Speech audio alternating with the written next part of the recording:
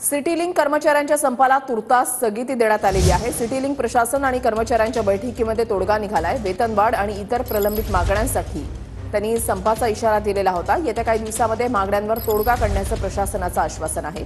आजपासून city link कर्मचारी बेमुदत संपावर जाणार होते। आढावा घेतलेला आहे आमच्या प्रतिनिधींनी, पाहूयात। सिटी लिंक बस कर्मचाऱ्यांनी आपला संप तुर्तास पुढे ढकलल्यानं नाशिककरांना ऐन पावसाळ्यात आता एक मोठा दिलासा मिळालेला आहे।